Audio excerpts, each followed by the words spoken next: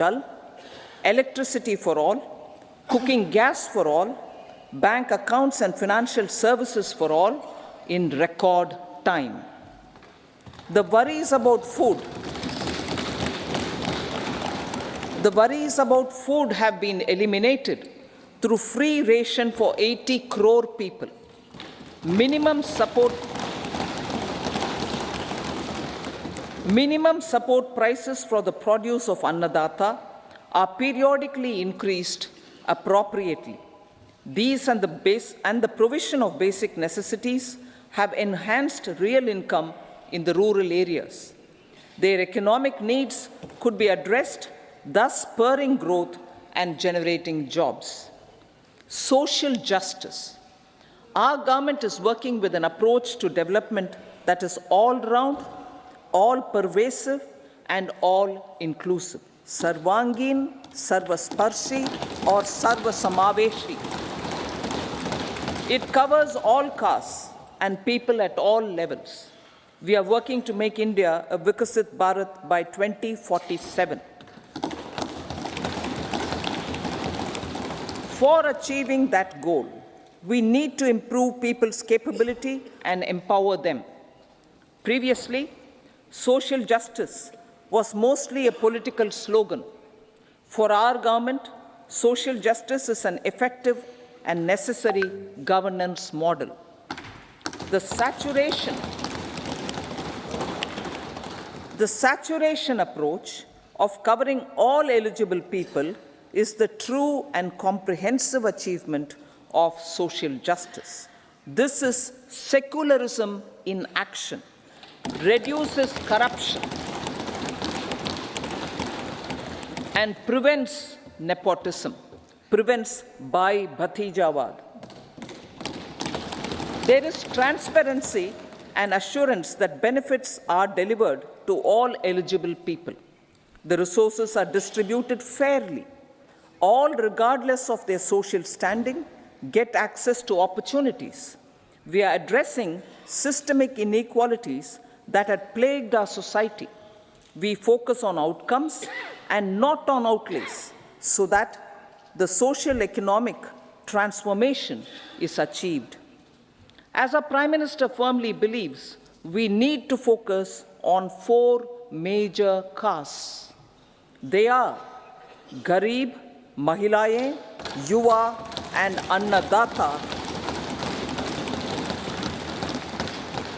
Their needs, their aspirations, and their welfare are our highest priority.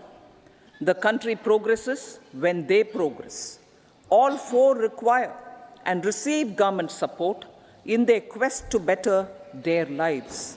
Their empowerment and well-being will drive the country forward. Garib Kalyan, Desh Ka Kalyan. We believe in empowering the poor. The earlier approach of tackling poverty through entitlements had resulted in very modest outcomes. When the poor became empowered partners in the development process, government's power to assist them also increases manifold. With the pursuit of Sabka Saath, in these 10 years, the government has assisted 25 crore people to get freedom from multi-dimensional poverty. Our government's efforts are now getting synergized with energy and passion of such empowered people. This is truly elevating them from poverty. Direct benefit transfer of 34 lakh crore rupees from the government using PM Jan Dhan accounts has led to savings of 2.7 lakh crores of rupees for the government. This savings has been realized through avoidance of leakages prevalent earlier. The savings have helped in providing more funds for Garib Kalyan. PM Swanidhi has provided credit assistance to 78 lakh street vendors. From that total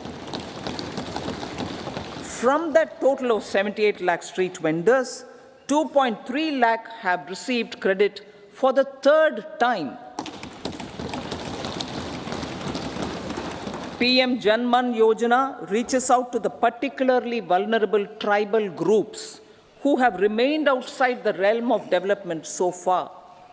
PM Vishwakarma Yojana provides end-to-end support to artisans and craftspeople engaged in 18 trades. The schemes for empowerment of Divyangs and transgender persons reflect firm resolve of our government to leave no one behind. Welfare of Annadata. Farmers are our Annadata. Every year under PM Kisan Samman Yojana, direct financial assistance is provided to 11.8 crore farmers, including marginal and small farmers. Crop insurance is given to 4 crore farmers under PM Fasal Bima Yojana. These, besides several other programs, are assisting Annadata in producing food for the country and for the world. Electronic National Agricultural Market has integrated 1,361 mandis and is providing services to 1.8 crore farmers with trading volume of 3 lakh crores of rupees. The sector is poised for inclusive, balanced, higher growth and productivity. These are facilitated from farmer-centric policies, income support, coverage of risks through price and insurance support, promotion of technologies and innovations through startups. Empowering the Amrit PD, the Yuva. Our prosperity depends on adequately equipping and empowering the youth. The National Education Policy 2020 is ushering the transformational reforms.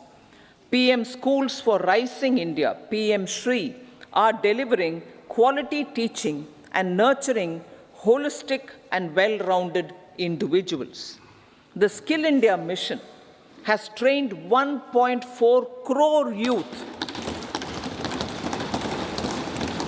upskilled and reskilled 54 lakh youth, and established 3,000 new ITIs. A large number of institutions of higher learning, namely 7 IITs, 16 triple ITs, 7 IIMs, 15 AIMS, and 390 universities have been set up.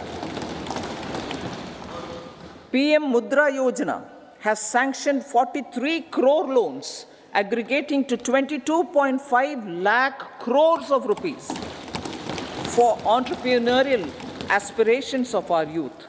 Besides that, Fund of Funds, Startup India, and Startup Credit Guarantee schemes are assisting our youth. They are also becoming Rozgar Data. The country is proud of our youth scaling new heights in sports. The highest ever medal tally in Asian Games and Asian Para Games in 2023 reflects a high confidence level.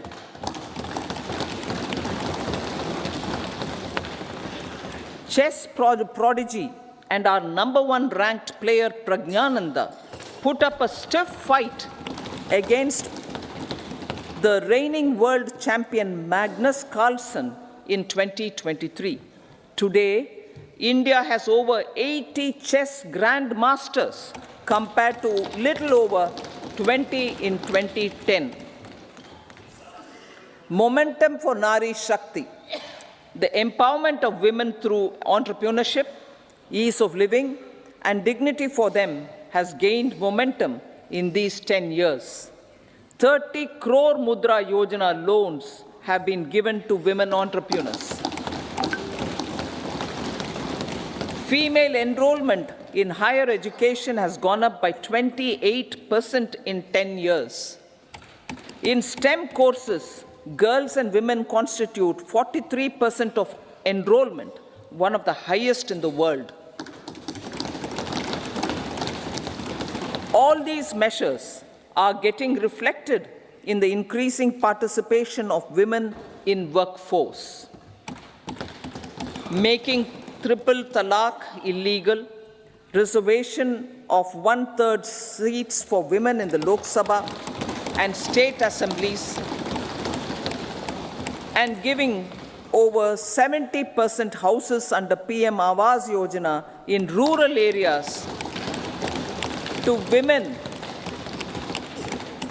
and giving over 70% houses under PM Awas Yojana in rural areas to women as sole or joint owners have enhanced their dignity. Exemplary track record of governance, development, and performance. Besides delivering on high growth in terms of gross domestic product, the government is equally focused on a more comprehensive GDP, that is, governance, development, and performance.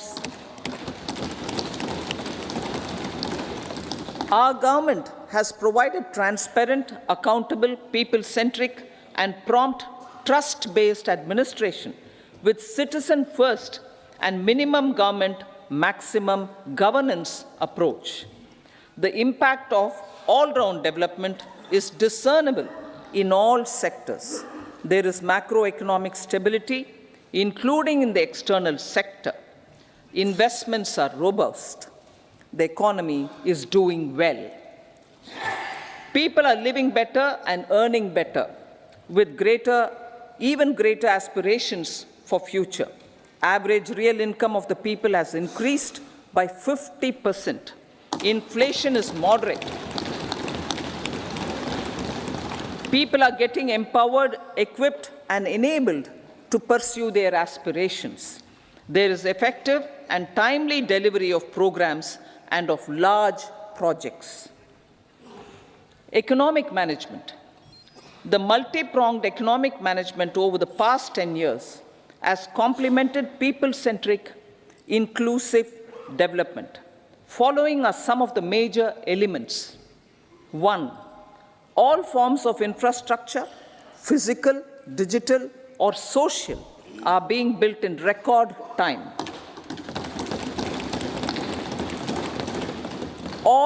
Number 2, all parts of the country are becoming active participants in economic growth. Number 3, digital public infrastructure, a new factor of production as if in the 21st century, is instrumental in formalization of the economy. Number 4, goods and services tax has enabled one nation, one market, one tax. Tax reforms have led to deepening and widening of tax base. Number 5, strengthening of the financial sector has helped in making savings, credit, and investments more efficient. Number 6, GIFT, IFSC, and the Unified Regulatory Authority, IFSCA, are creating a robust gateway for global capital and financial services for the economy. Number 7, proactive inflation management has helped keep inflation within the policy band. Now, the global context, Honorable Speaker, sir. Geopolitically, global affairs are becoming more complex and challenging with wars and conflicts. Globalization is being redefined with reshoring and friendshoring, disruption and fragmentation of supply chains, and competition for critical minerals and technologies. A new world order is emerging after the COVID pandemic. India assumed the G20 presidency during very difficult times for the world. The global economy was going through high inflation, high interest rates, low growth, very high public debt, low trade growth, and climate changes.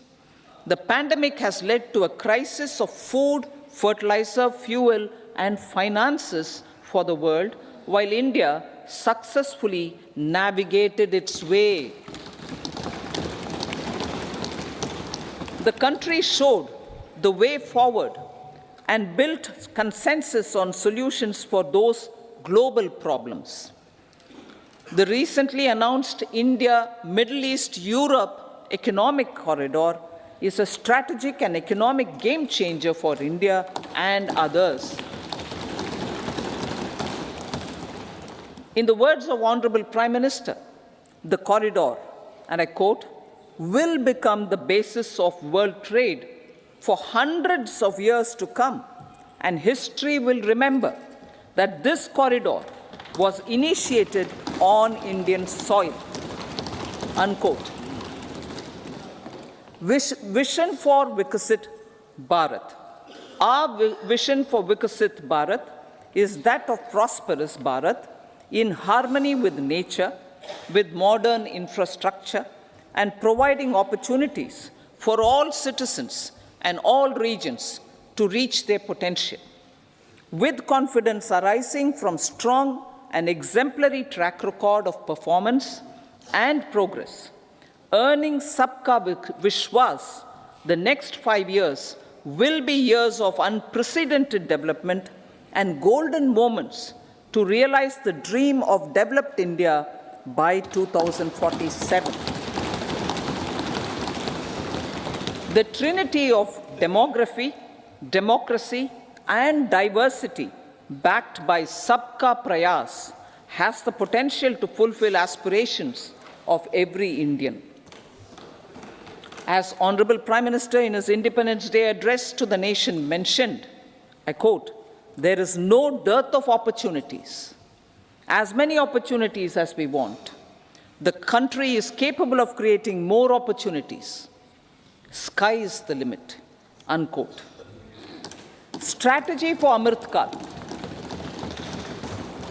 Our government will adopt economic policies that foster and sustain growth, facilitate inclusive and sustainable development, improve productivity, create opportunities for all, help them enhance their capabilities, and contribute to generation of resources to power investments and fulfill aspirations. Guided by the principle, reform, perform, and transform, the government will take up next generation reforms and build consensus with the states and stakeholders for effective implementation. It is an important policy priority for our government to ensure timely and adequate finances, relevant technologies, and appropriate training for the micro, small, and medium enterprises, MSMEs, to grow and also compete globally. Orienting the regulatory environment to facilitate their growth will be an important element of this policy mix. Aligning with the Panchamrit goals, our government will facilitate sustaining high and more resource-efficient economic growth. This will work towards energy security in terms of availability, accessibility, and affordability. For meeting the investment needs, our government will prepare the financial sector in terms of size, capacity, skills, and regulatory framework.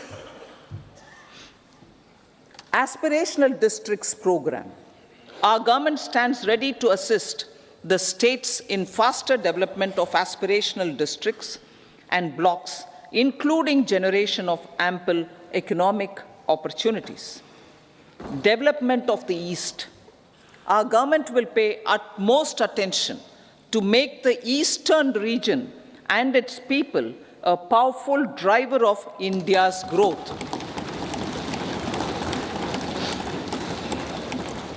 PM Awas Yojana Gramin.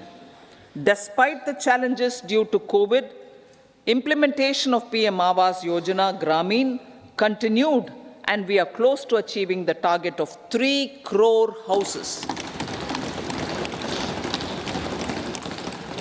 2 crore more houses will be taken up in the next 5 years to meet the requirement arising from increase in the number of families. Rooftop solarization and Muft Bijli. Through rooftop solarization, 1 crore households will be enabled to obtain up to 300 units free electricity every month. This scheme follows the resolve of Honorable Prime Minister on the historic day of consecration of Sri Ram Mandir in Ayodhya. Following benefits are expected. Savings up to 15 to 18,000 rupees annually for households from free solar electricity and selling the surplus to the distribution companies. Charging of electric vehicles. Entrepreneurship opportunities for a large number of vendors for supply and installation. Employment opportunities for the youth with technical skills in manufacturing, installation, and maintenance. Housing for middle class. Our government will launch a scheme to help deserving sections of the middle class, and I quote from Honorable Prime Minister's words, living in rented houses or slums or chawls and unauthorized colonies, unquote, to buy or build their own houses.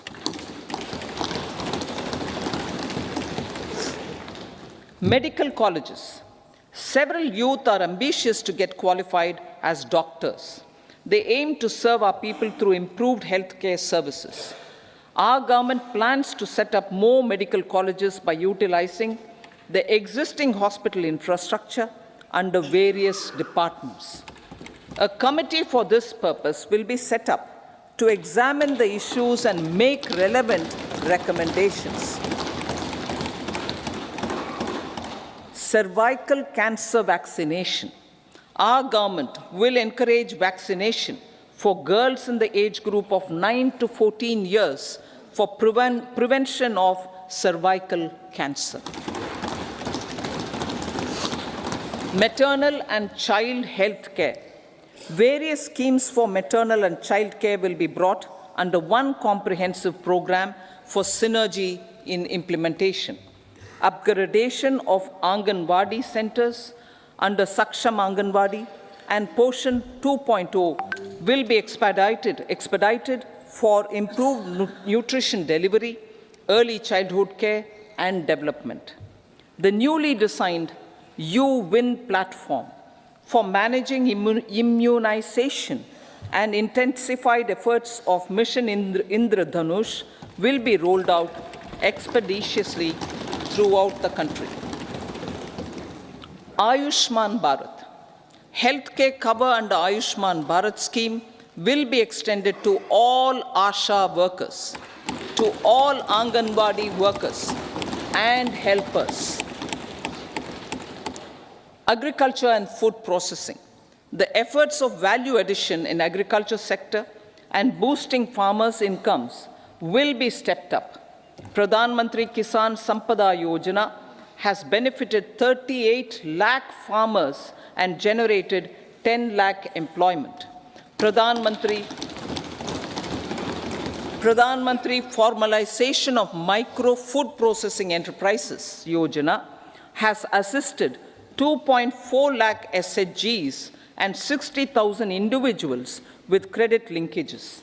Other schemes are complementing the efforts for reducing post-harvest losses and improving productivity and incomes.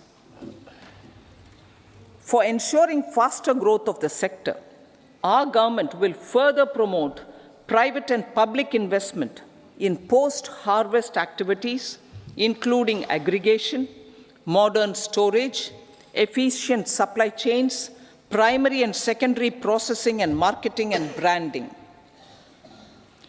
Nano DAP. After the successful adoption of nano urea, application of nano DAP on various crops will be expanded in all agroclimatic zones. Atmanirbhar Oil Seeds Abhiyan. Building on the initiative announced in 2022, A strategy will be formulated to achieve Atmanirbharta for oil seeds such as mustard, groundnut, sesame, soya bean, and sunflower. This will cover research for high-yielding varieties, widespread adoption of modern farming techniques, market linkages, procurement, value addition, and crop insurance. Dairy development. A comprehensive program for supporting dairy farmers will be formulated. Efforts are already on to control foot and mouth disease. India is the world's largest milk producer with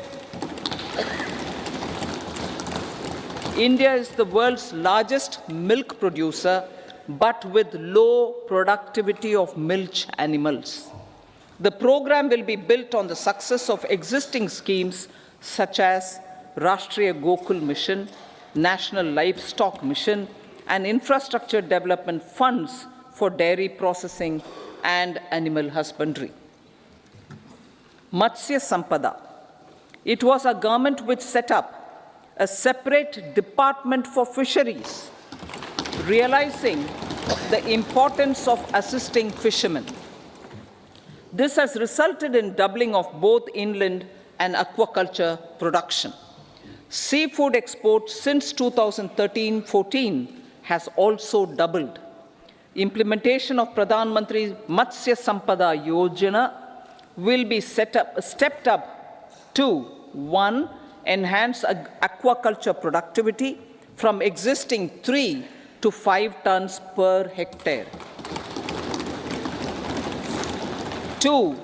Double exports to 1 lakh crore rupees, and 3. Generate 55 lakh employment opportunities in the near future.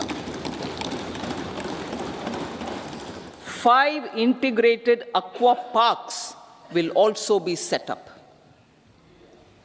Lakpati Didi.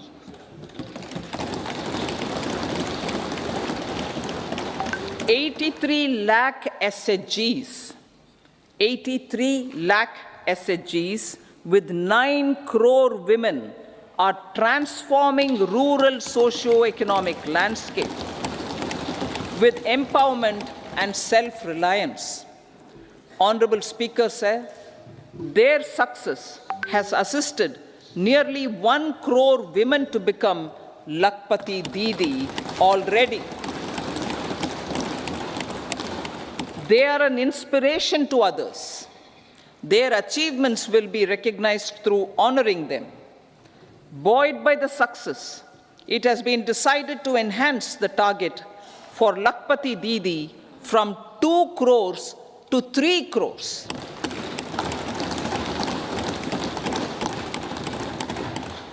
Technological changes, new age technologies, and data are changing the lives of people and businesses. They are also enabling new economic opportunities and facilitating provision of high-quality services at affordable prices for all, including those at the bottom of the pyramid. Opportunities for India at the global level are expanding. India is showing solutions through innovation and entrepreneurship of its people. Research and innovation for catalyzing growth, employment, and development. Prime Minister Shastri, Prime Minister Lal Bahadur Shastri gave the slogan of Jai Jawan, Jai Kisan. Prime Minister Vajpayee, Atal Bihari Vajpayee ji, made that Jai Jawan, Jai Kisan, Jai Vigyan. Prime Minister Modi has furthered that to Jai Jawan, Jai Kisan, Jai Vigyan, and Jai Anusandhan, as innovation is the foundation of development. For our tech-savvy youth, this will be a golden era. A corpus of 1 lakh crore rupees will be established with 50-year interest-free loan provided. The corpus will provide long-term financing or refinancing with long tenors and low and or nil, I repeat that sentence, the corpus will provide long-term financing or refinancing with long tenors and low or nil interest rates. This will encourage the private sector to scale up research and innovation significantly in sunrise domains. We need to have programs that combine the powers of our youth and technology. A new scheme will be launched for strengthening deep tech technologies for defense purposes and expediting Atmanirbharta. Infrastructure development. Building on the massive tripling of the capital expenditure outlay in the past 4 years, resulting in huge multiplier impact on economic growth and employment creation, the outlay for the next year is being increased by 11.1% to 11,111 crore rupees. This would be 3.4% of our GDP. Railways. 3 major railway corridor programs will be implemented. These are energy, mineral, and cement corridor. Number 2, port connectivity corridors. And number 3, high traffic density corridors. The projects have been identified under the PM Gati Shakti for enabling multimodal connectivity. They will improve logistics efficiency and reduce cost.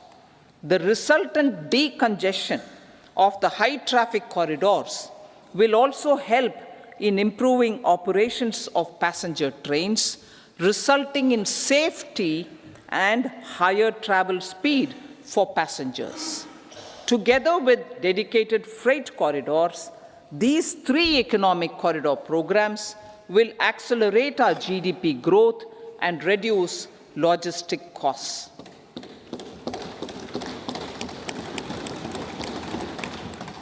40,000 normal rail bogies will be converted to Vande Bharat standards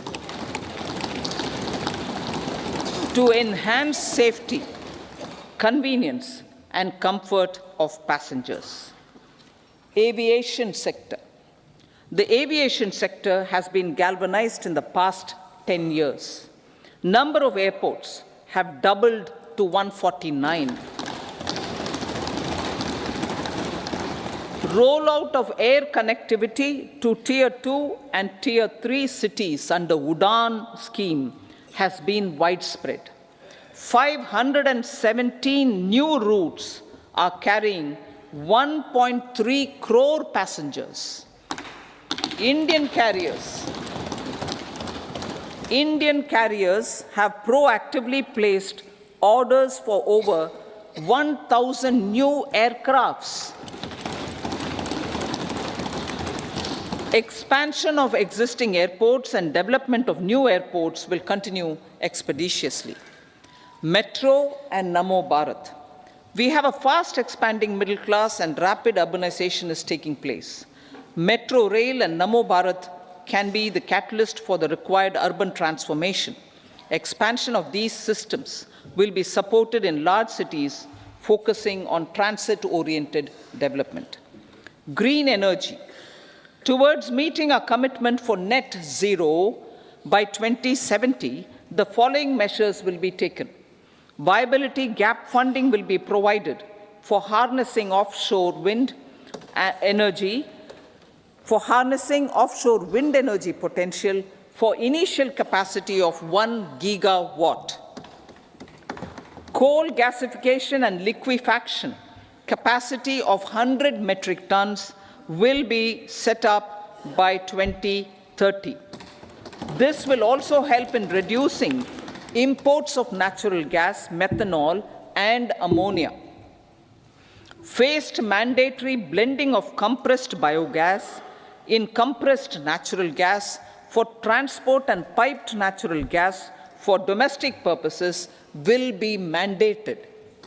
Financial assistance will be provided for procurement of biomass aggregation machinery to support collection. Electric vehicle ecosystem. Our government will expand this and strengthen the e-vehicle ecosystem by supporting manufacturing and charging infrastructure. Greater adoption of e-buses for public transport networks will be encouraged through payment security mechanism. Biomanufacturing and biofoundry. For promoting green growth, a new scheme of biomanufacturing and biofoundry will be launched. This will provide environment-friendly alternatives such as biodegradable polymers, bioplastics, biopharmaceuticals, and bioagri inputs.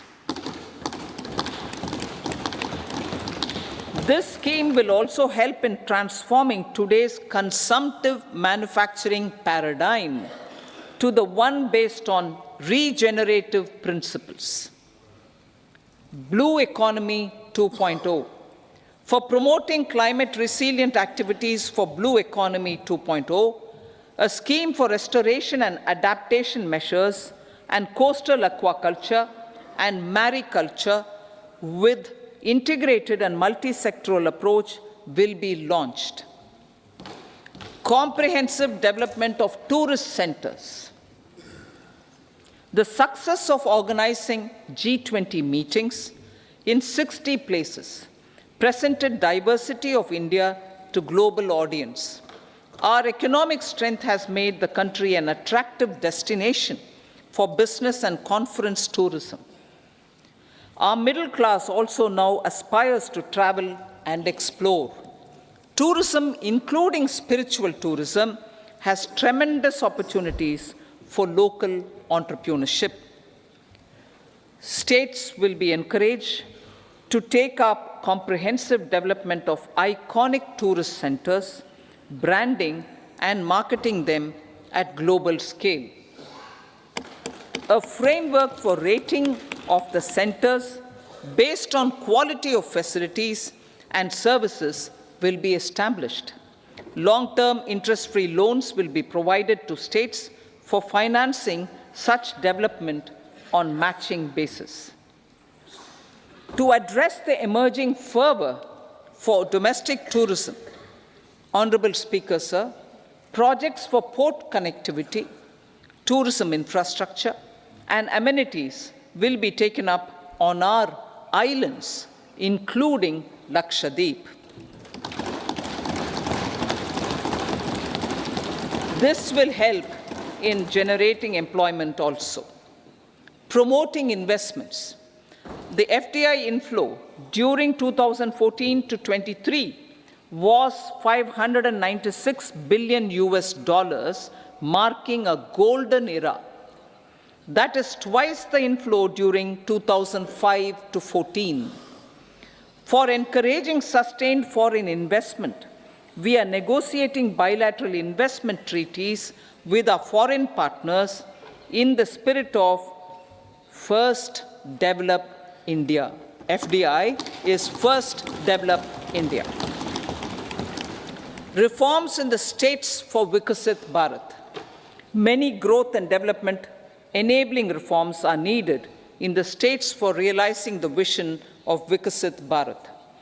A provision of 75,000 crore rupees as 50-year interest-free loan is proposed this year to support those milestone-linked reforms by the state governments. Societal changes.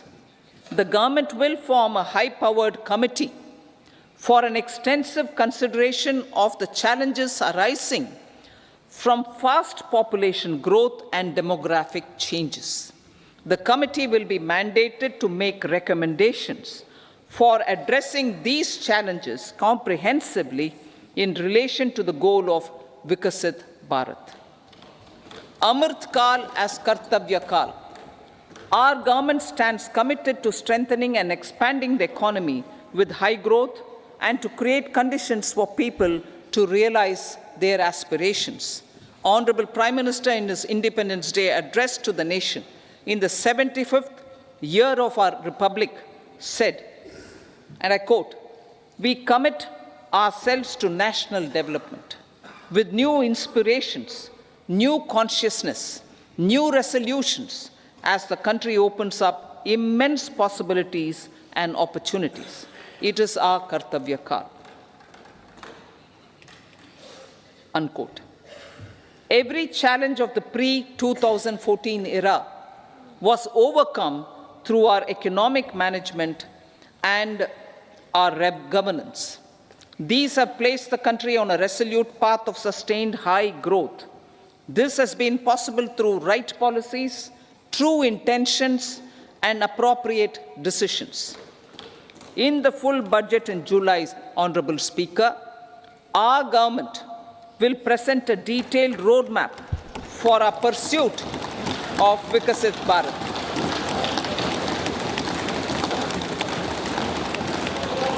Revised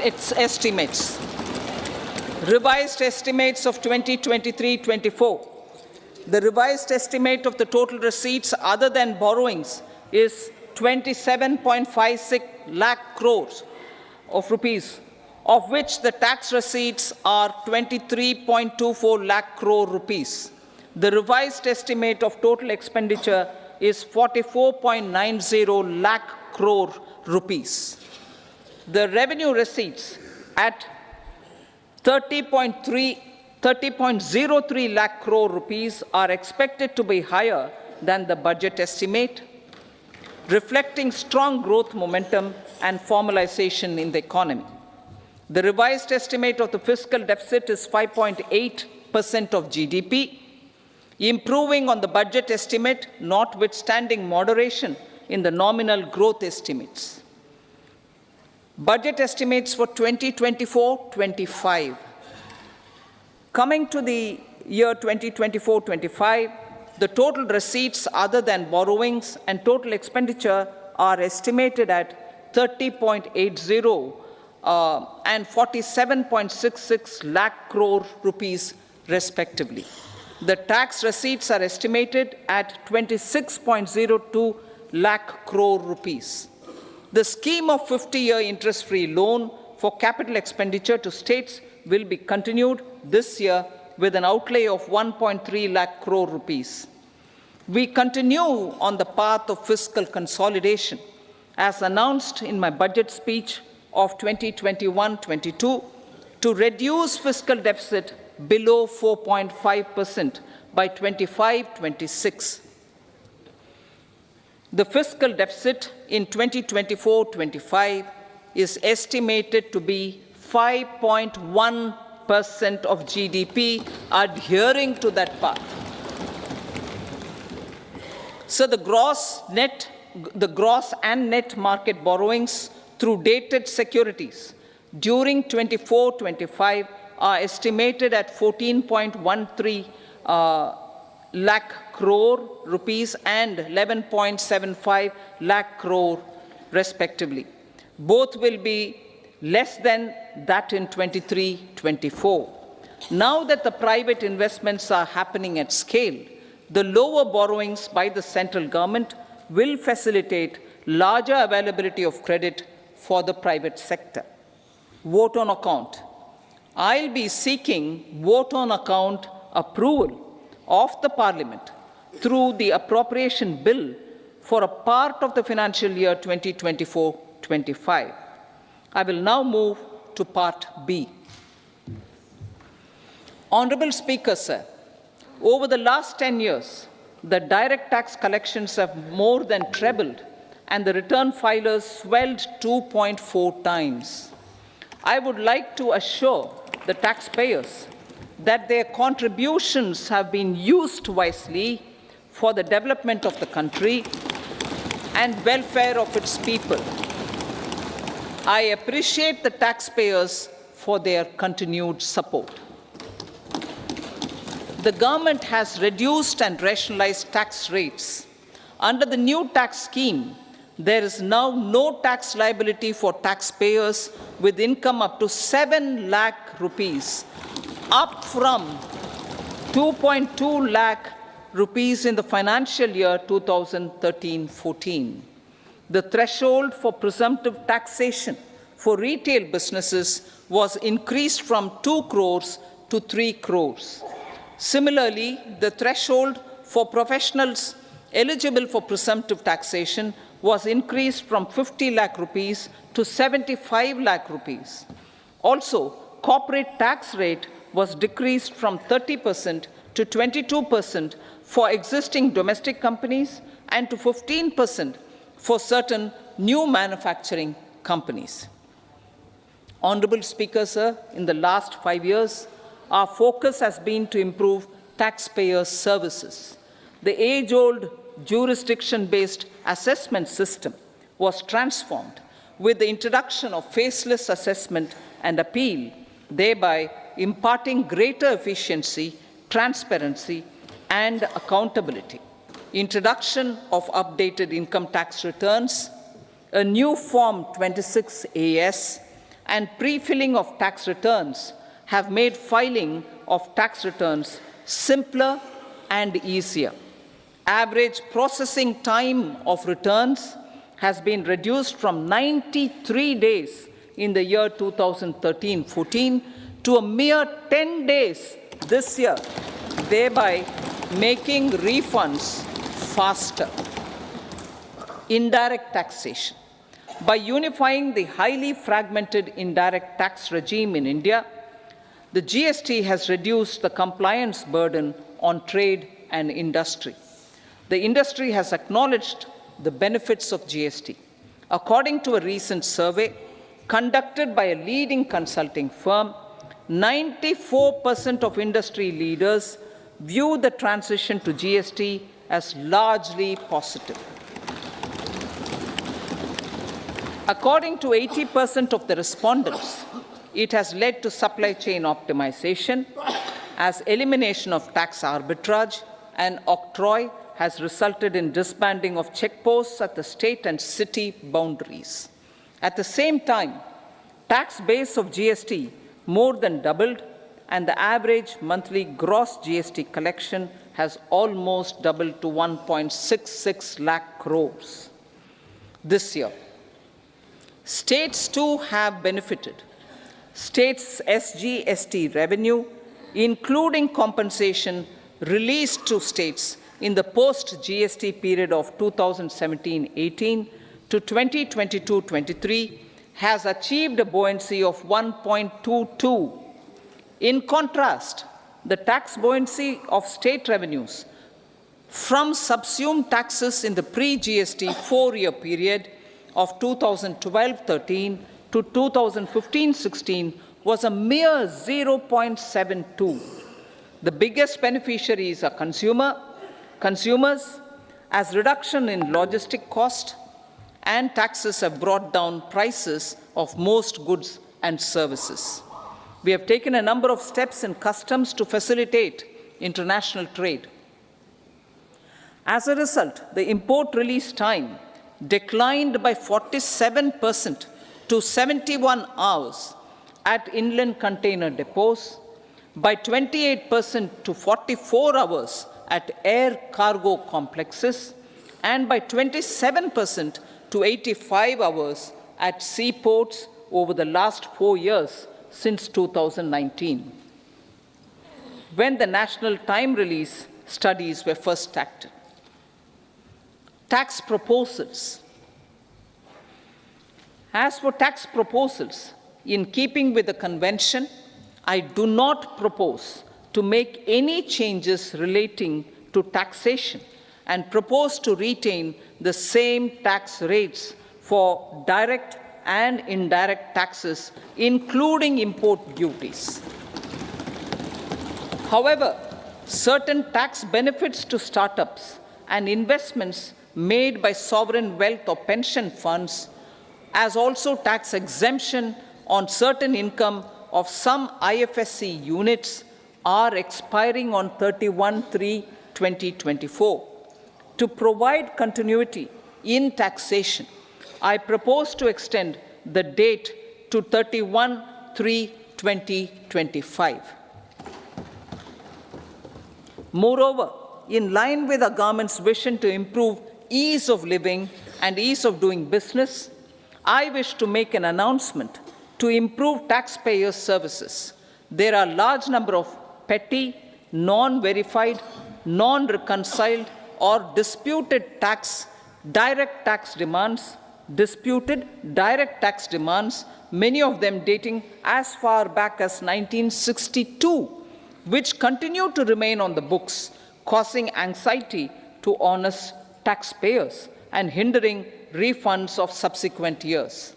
Honorable Speaker, sir, I propose to withdraw such outstanding direct tax demands up to 25,000 rupees pertaining to the period up to financial year 2009-10 and up to 10,000 rupees for financial years 2010-11 to 2014-15. This is expected to benefit about 1 crore taxpayers. 1 crore taxpayers would benefit out of this. Economy then and now. In 2014, when our government assumed the reins, the responsibility to mend the economy step by step and to put the governance systems in order was enormous. The need of the hour was to give hope to the people, to attract investments, and to build support for the much-needed reforms. The government did that successfully, following a strong belief of nation first. The crisis of those years has been overcome, and the economy has been put firmly on a high, sustainable growth path with all-round development. It is now appropriate to look at where we were then. I repeat, it is now appropriate to look at where we were then till 2014 and where we are now, only for the purpose of drawing lessons from the mismanagement of those years. The government will lay a white paper on table of the House.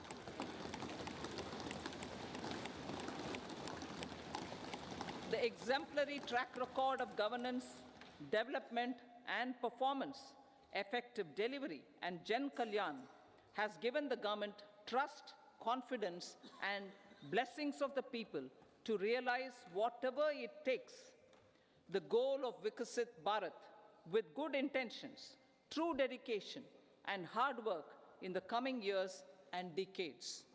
With this, Honorable Speaker, I commend the interim budget to this august House.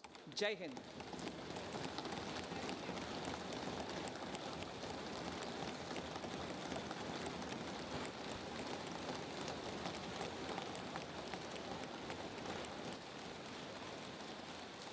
Item number 2, Srimati Nirmala Sitaraman ji.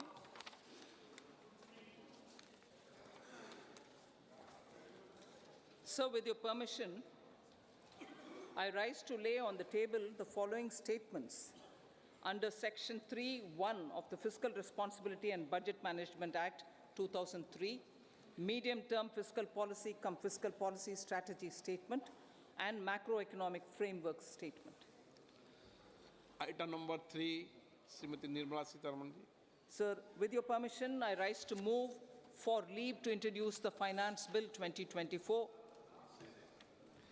प्रश्न ये है कि विधेयक को पुनर्स्थापित करने की अनुमति प्रदान की जाए।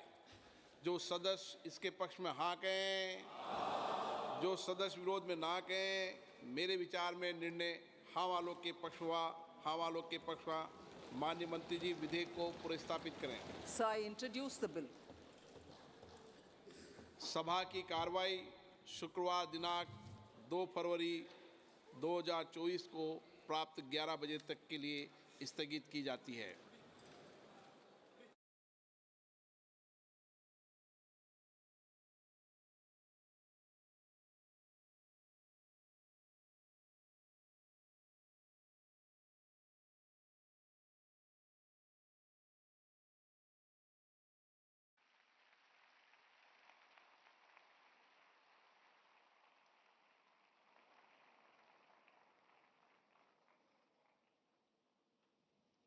नमस्ते।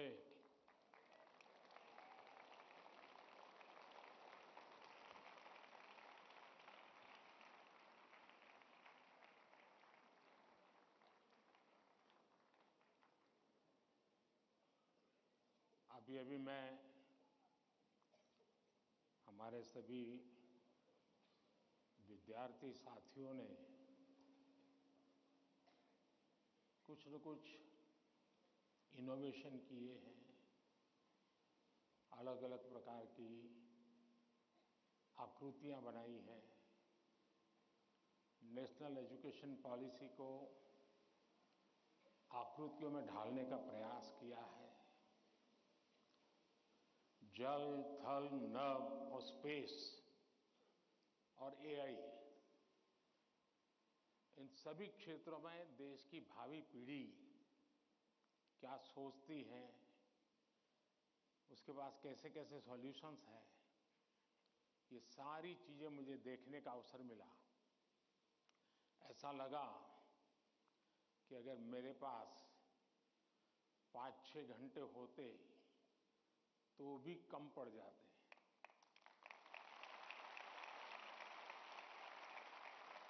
क्योंकि सबने एक से बढ़कर एक प्रस्तुति की है। तो मैं उन विद्यार्थियों को, उनके टीचर्स को, उनके स्कूल को बहुत बहुत बधाई देता हूं और आपसे भी आग्रह करता हूं कि आप जाने से पहले उस एग्जीबिशन को जरूर देखें और उसमें क्या है उसको समझने की कोशिश करें और अपने स्कूल में वापस जाने के बाद अपने जो अनुभव है वो जरूर और विद्यार्थियों के साथ शेयर करें। करेंगे? इधर से आवाज आई, उधर से नहीं आई, उधर से नहीं आई। करेंगे? मेरी आवाज सुनाई देती है ना? अच्छा, आपको पता है आप किस स्थान पर आए हैं?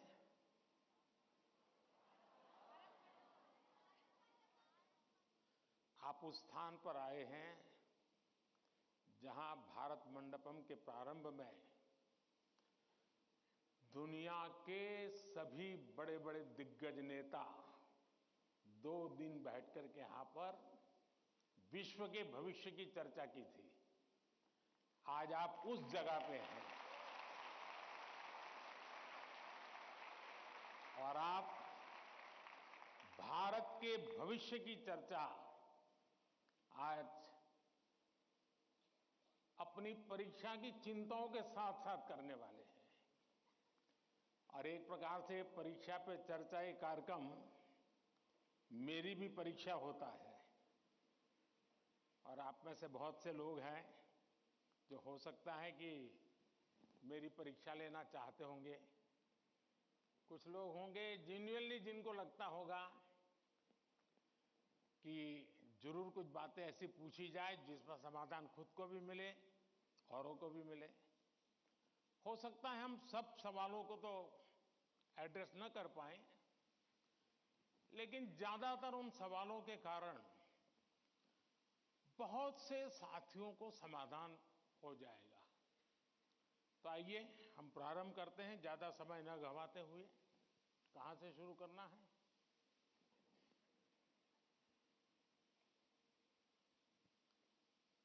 प्रधानमंत्री जी, आपके प्रेरक वचनों के लिए हार्दिक आभार। यही जज्बा रहा तो मुश्किलों का हल निकलेगा। जमीन बंजर हुई तो क्या वहीं से जल निकलेगा। कोशिश जारी रख कुछ कर गुजरने की, इन्हीं रातों के दामन से सुनहरा कल निकलेगा। इन्हीं रातों के दामन से सुनहरा कल निकलेगा। प्रधानमंत्री जी, आपका प्रेरक एवं ज्ञानवर्धक उद्बोधन हमें सदैव सकारात्मक ऊर्जा और विश्वास से भर देता है। आपके आशीर्वाद एवं अनुमति से हम इस कार्यक्रम का शुभारंभ करना चाहते हैं। धन्यवाद मान्यवर। प्रधानमंत्री जी, रक्षा, स्वास्थ्य और पर्यटन के क्षेत्र में भारत के सहयोगी अरब देश ओमान स्थित इंडियन स्कूल धारसेट की छात्रा डानिया शबू हमसे ऑनलाइन जुड़ रही है और आपसे एक प्रश्न पूछना चाहती है। डानिया, कृपया अपना प्रश्न पूछिए। Respected Prime Minister, I am Dania Shabu Varghese of Class 10 from Indian School Darsit, Oman. My question is, how do cultural and societal expectations contribute to the pressure students feel during examinations, and how can these external influences be addressed? Thank you. धन्यवाद डैनिया। Sir, विश्व के सबसे बड़े लोकतंत्र भारत की राजधानी दिल्ली स्थित government Sarvodaya बाल विद्यालय बुराड़ी से मोहम्मद अर्श हमसे ऑनलाइन जुड़ रहे हैं और आपसे अपने मन के संदेह का निवारण चाहते हैं। मोहम्मद अर्श, कृपया अपना प्रश्न पूछिए। माननीय प्रधानमंत्री जी, नमस्कार। मेरा नाम अर्श है। मैं जीएसबीवी बुराड़ी 12th एच का छात्र हूँ। मेरा आपसे प्रश्न ये है कि हम अपने परिवेश में परीक्षाओं को लेकर नकारात्मक चर्चाओं को कैसे संबोधित कर सकते हैं, जो हमारी पढ़ाई और अच्छा प्रदर्शन करने की क्षमता को महत्वपूर्ण रूप से प्रभावित करती है। क्या छात्रों के लिए अधिक सकारात्मक और सहायक वातावरण बनाने के लिए कदम उठाए जा सकते हैं? धन्यवाद। Thank you Mohammed. ओमान से डानिया शबू और दिल्ली से मोहम्मद अर्श तथा हमारे जैसे अनेक विद्यार्थी समाज और आसपास के लोगों की एक्सपेक्टेशंस के प्रेशर को हैंडल नहीं कर पाते। कृपया उनका मार्गदर्शन करें।